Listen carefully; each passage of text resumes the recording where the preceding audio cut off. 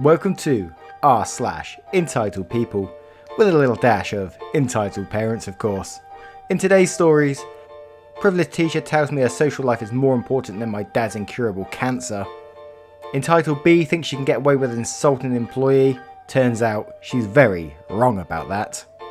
And Entitled Cousin tells my mum to shut the F up at my grandma's 90th birthday party.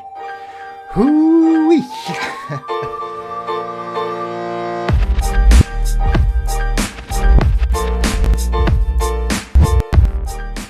What is up, guys, and I do hope you're well. If you do enjoy Reddit stories, please consider hitting that like, that subscribe button, and maybe, just maybe, even that notification bell. And with that being said, let's get straight into today's stories. Our first story is from Avocado Pip. Privileged teacher tells me her social life is more important than my dad's incurable cancer. Okay, so this happened earlier today, and I just keep replaying it over and over with all the things I wish I said to this entitled arse. Context: I decided to go back to uni to further my skills as a teacher. A big focus of the course is collaborative learning, and so in my group we have to do a presentation and activities for other students. This doesn't happen until next week. This one girl in my group has been slowly ostracising herself with her attitude towards others, and only one person now spends time with her on the course. Think pseudo-liberal bitch, PLB for short, who actually has an incredibly expensive and private school education and knows literally nothing about the disfranchised and struggling people of society, even though she claims she does. She's a hashtag down with the sweatshops while clinging to her designer handbag type. Anyway, we agreed to meet today to discuss what we are doing. I didn't get the chance to do core reading to prep for it, for reasons which will soon become clear. PLB said, "I just think it's shocking that some people here did not prepare for this. I want this done by Tuesday at 9 PM, no exceptions. Laziness will not be tolerated."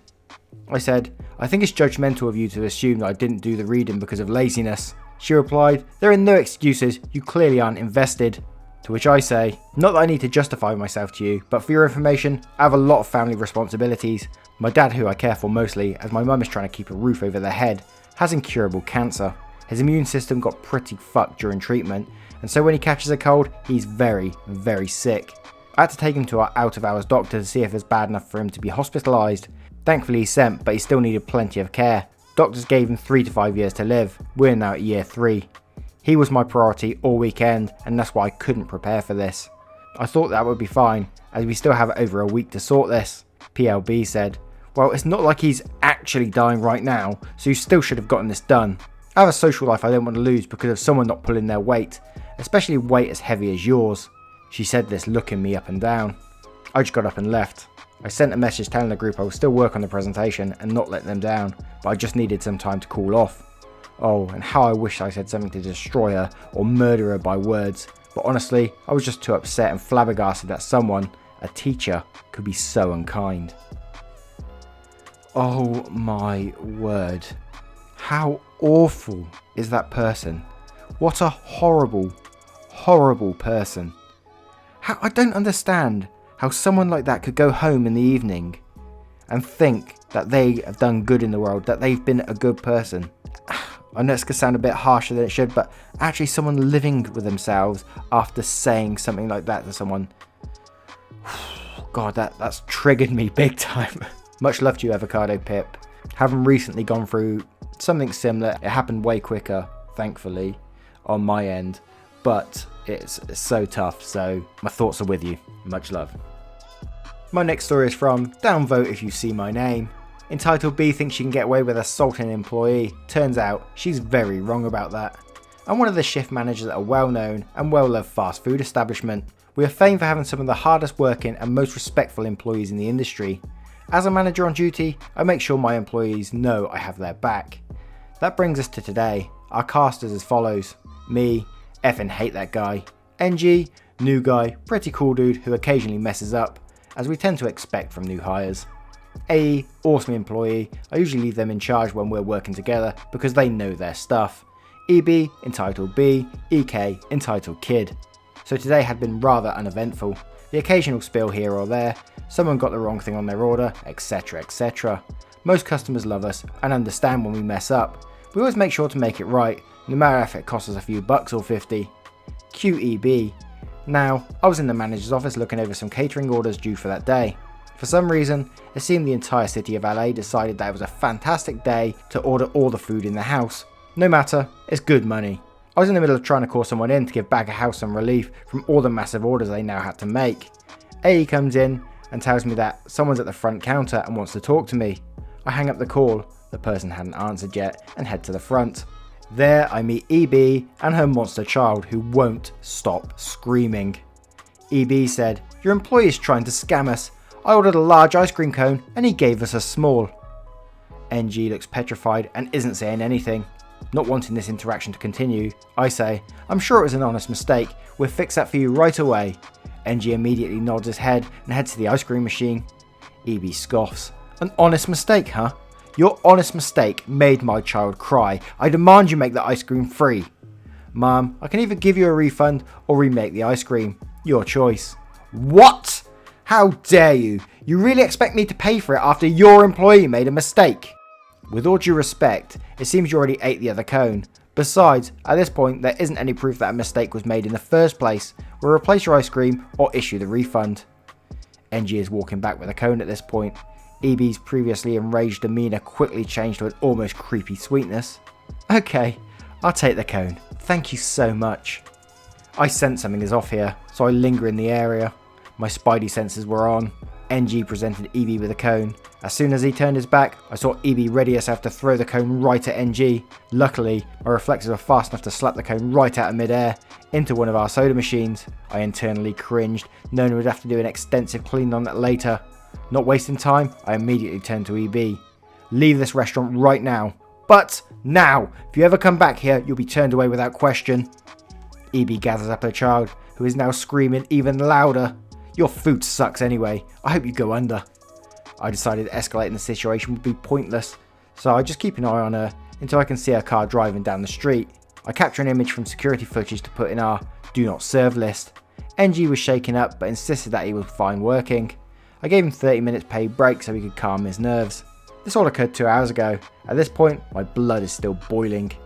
Edit, as you guessed it, the establishment is indeed Chick-fil-A. Certainly not McDonald's. Our ice cream machine actually works. Thanks for the outpouring of support. I'm actually fairly new to the manager position, so to hear that I handled it well is really encouraging. Did I pronounce that restaurant right? Chick-fil-A? Chick-fil-A? I'm sorry if I got it wrong. But wow, you sound like an awesome manager. And I've had managers like that in the past, but eventually they get broke down by corporate and have to follow rules. They're not allowed to go and help other staff and all that, so please do your best not to become one of those managers. But fair play to you, smacking that in mid-air. You are some sort of Spider-Man, I think. What do you guys think of that story? Have you ever had a useless manager or a manager that's as awesome as this one? Our final story is from, oh my goodness. Entitled cousin tells my mum to shut the F up at my grandma's 90th birthday party. Cast, EC entitled cousin. Mum, my mum. OP me, BF my brother's fiance. Just a little backstory so you all can understand the entitlement. My grandma has 3 kids including my dad. My grandma then left my dad and aunts behind and had another kid, my half uncle, with a different guy. I didn't really consider her to be my grandma until a few years ago, due to the fact that my side of the family has always grown closer to her. My half uncle's side of this family is extremely entitled and treat my side of the family like garbage, thus creating a huge division. But my side of the family and I decided that we'd put up with them for a couple of hours for grandma. Now here's the story. My grandma wanted pictures with all of her grandkids, about 10 of us including me. As said in the title, my grandma is 90 years old. She can't stand up very long and has to sit down every 5 to 10 minutes. So we're all standing with grandma, waiting on one grandkid, EC. I see EC storm up to the rest of us and say things like, "Just get the effing picture." The person taking the pictures is my other cousin, who is studying photography in college. My cousin tells EC that she's in the back, she's not being seen in the picture, and needed to move up to the front. EC said something like, "I don't care, just take the effing picture," and proceeds to stand on her tiptoes to be seen. After only 5 seconds taking pictures, EC storms off spitting lots of vulgarities. Mind you that there are many children at this party. After I got done taking pictures and actually being a decent grandchild instead of embarrassing my grandma in front of her family, BF tells me that my mum is outside and she's pissed. I stormed outside and asked her what happened. This is my mum's words of the dialogue. My mum said, EC, Grandma wants a picture with all of the grandkids and they're waiting on you. Can't you see I'm busy? She was literally watching a football game. Be an adult, EC. You need to go up there. EC is literally in her mid-30s with 2 to 3 kids. Whoa, stop there a second. I thought she was like a teenager reading this at first. I thought she's got to be like 15 or 16. Wow, 30. Anyway, I'll shut up now. EC says, shut the F up. I don't need to answer to you and I don't care about Grandma's stupid effing pictures. My mum walked away from any more confrontation. After this argument is when I saw EC being a brat about the pictures. Now listen, I already don't necessarily like that side of the family, and I am my mother's protector. I am livid. I'm screaming vulgarities outside and stormed back inside, and I looked EC up and down with the dirtiest glare I'd ever given somebody. My side of the family and I decided I needed to calm down and ignore her for the rest of the night, which I did, but I saw her walking out at the same time as me. I said, hey EC. EC turned around and looked at me. F you, I said and gave her the finger. Tell my mum to shut the F up again and I'll make you shut the F up permanently. EC was very shocked because I'm not one to really tell somebody off. I'm a very quiet person around my family. If EC ever sees this, be very thankful I didn't hear what you said to my mum right when it happened. Oh, and F you. F you, EC. Why would you deny your like 90-year-old grandma a picture? And as I said, I thought that was a teenager. I could sort of understand. At first I was sort of understanding. I thought, oh, maybe it's a teenager, and you know what teenagers can be like. It's hard times for them, so they get attitudes and things, and they're learning about themselves and stuff. But this person's 30 years old. 30 years old with an attitude like that. I'm sure you're going to get far in life with that attitude. Jeez, what do you guys make of this story? Have you got yourselves an entitled cousin like this? Let me know in the comments below. Anyway guys, as always, a massive thank you for being here. Without you, I wouldn't be here, so yeah, I'm not going to go on like I usually do. I'm going to try not to anyway. Much love, take care, goodbye.